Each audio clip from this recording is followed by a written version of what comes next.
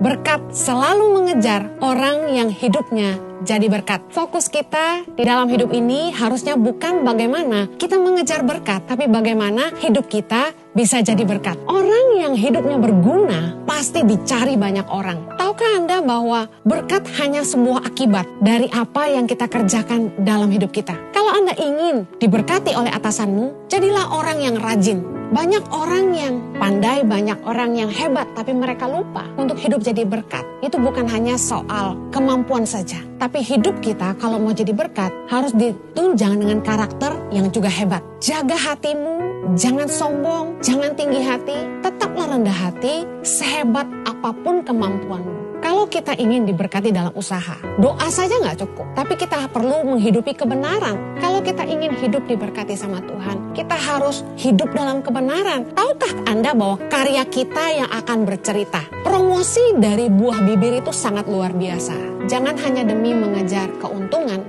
kita tidak menjaga kepercayaan orang.